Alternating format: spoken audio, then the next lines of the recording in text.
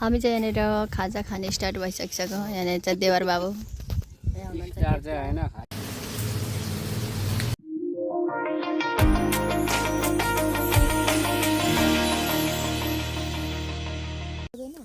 Hello everyone, सेवाहरू good morning सबैजनालाई। Welcome to my vlog लिएर फेरि पनि तपाईँहरूको सामु आइसकेको छु अप्सरा बकिङ। अनि आज चाहिँ म बारीतिर लिएछु तपाईँहरूलाई, यहाँनिर हेर्नु सक्नुहुन्छ। हेलो हेलो, के चाहिँ नपकाउने अरे। अनि मकै चाहिँ यस्तो दामी छ, हेर्न सक्नुहुन्छ। यो चाहिँ हाम्रो पछौटे हो अनि अगाडि चाहिँ यस्तो भइसकिसकेको छ। पकाउने हो त्यहाँ राख। लु दुईजना चाहिँ चाउचाउ खानै पर्छ यहाँनिर। यहाँ दुईजना यता यता आऊ।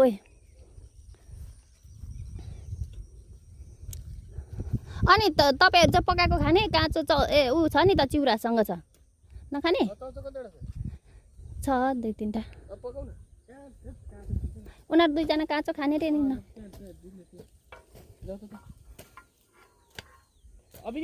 खाजा नखाँदा हुँदैन?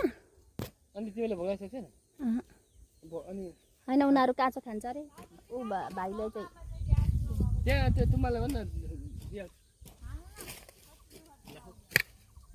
ला ठुलो मकै चाहिँ भात भयो, अब बाँच्दैन त्यो। यहाँ चाहिँ तोरी रहेछ नि राम्रो। अघि चाहिँ हजुर के भन्नुहुन्छ अब? तपाईँको भुँडी देखाउनु पऱ्यो नि भिडियो। यहाँ त दाजुभाइ उस्तो यस्तो हुनुहुन्छ यहाँनिर। कसैको तालु कुहिलेर कसैको भुँडी यत्रो भएर हैरान छ हौ।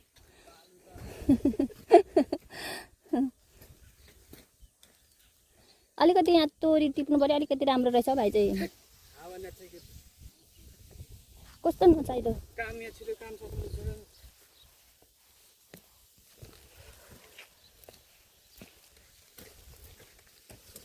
यो तरकारी खाँदा कम त मिठो हुन्छ।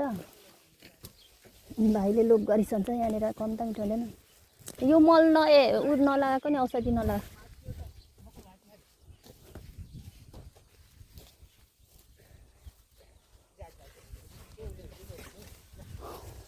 कति राम्रो राम्रो रहेछ। यस्तो ठाउँमा बसेर पनि यस्तो अर्ग्यानिक खानु पाउँदा त आनन्द नै हुन्छ होला हौ।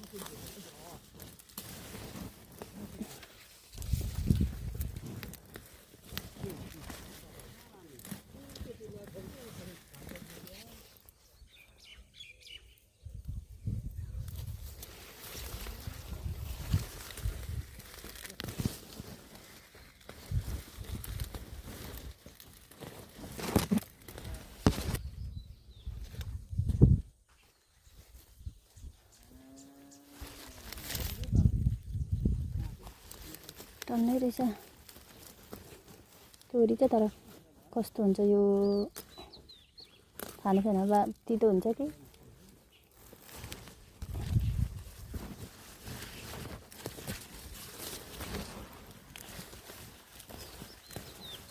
यो त कति 30 रुपियाँ 40 रुपियाँ पर्छ नि त बजारमा त।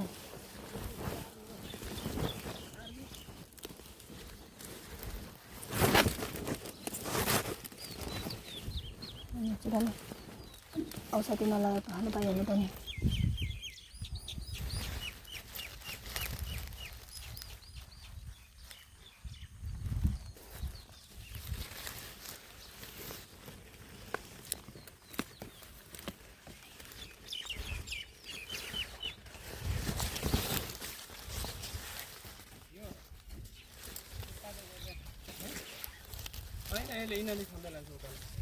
यो तोरी भएकोमा चाहिँ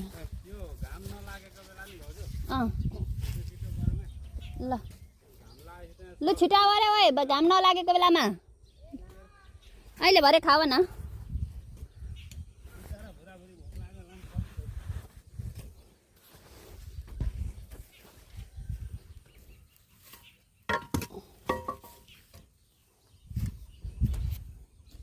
हेलो, यतिखेर चाहिँ म खाजा बनाउन लागिरहेको छु। अब यहाँनिर खाजा बनाउनु पर्ने छ।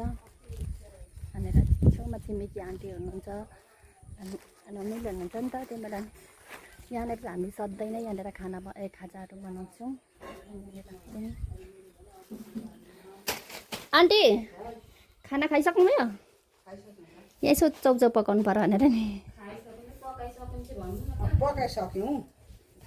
ग्यास छैन अब आएर पकाए मात्रै त हो नि छोरी। ए हो हुन्छ खाने अरे अनि ए हामीले खाइसक्यौँ के अरे पकाइसकेँ त मैले भात पकाएको कराई नि छ यति पनि छ हुन्छ यो खाने ग्यास सकेर बिजो भएछ कान्छी के गर्नु भरे अब गाउँघरमा त ठिकै हुन्छ है मलाई त यही मनपर्छ यस्तो त ठिकै लाग्छ यहीँनिर पकाएको काम पनि हुँदैन झापामा होइन आगोमै ठिक हुन्छ मिठो पनि होइन कराई के छ दुईटै जुनमा पकायो भने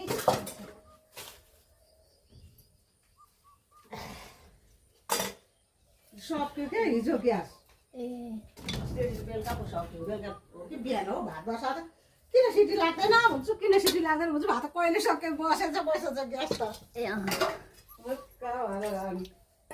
दाउरा छँदैछ अब भन्यो त्यही होस् है भनेर अनि फाइनली देखेर खाजा पनि रेडी भइसकिसक्यो अब खाजा दिनु पर्यो भनेर अनि खाजा दिएर चाहिँ जानुपर्ने छ अहिले सक्नुहुन्छ हामी चाहिँ यहाँनिर खाजा खाने स्टार्ट भइसकिसक्यो यहाँनिर चाहिँ देवर बाबु अब यहाँ म बाँड्दा ओर्दा अनि खाइ त सकिहाल्नुहुन्छ नि तपाईँहरू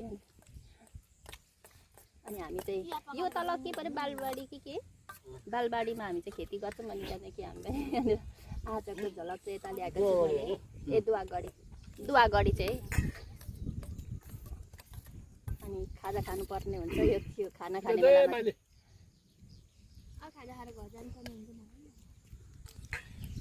अब सक्नु पनि आँट्यो अब यतिदेखि यत्रो ल्याएर यति मात्रै छ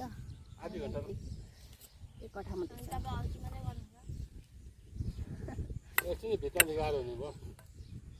त्यहाँनिर चाम्रो छ क्या कति धेरै चाम्रो छ किन अब चाम्रो भएको पानी लाग्यो थियो पानी लाउने बित्तिकै घाम लाग्दिएको पानी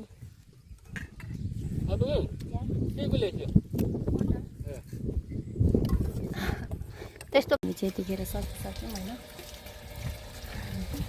सकिसकेको चाहिँ यतिखेर चाहिँ हाम्रो एकहरू गरेर हामी घर जान्छौँ ल हामीलाई आज धेरैपछि यहाँनिर माछा जाँदैछौँ अनि खाने मान्छे यहाँनिर समीक्षाको साथी उता मन्जिला काठमाडौँदेखि आएको छ हेलो आयो भनिदेऊ न त नि मेरो युट्युब च्यानलमा बहिनीको साथीहरू काजल आज चाहिँ हामी माछा खाने भनेर यहाँनिर तयारी गर्दैछौँ यहाँ त मैले भात दिँदैछु आज कस्तो हुन्छ यो माछा थाहा छैन माछा बेस्ट छैन तपाईँ माछाको सेन्ट आयो तपाईँलाई तपाईँको बेस्ट होइन माछा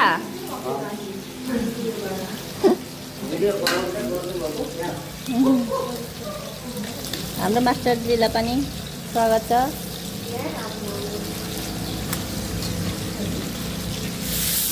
पुरा थोरै थोरै तेलमा भनेको एउटा डढेको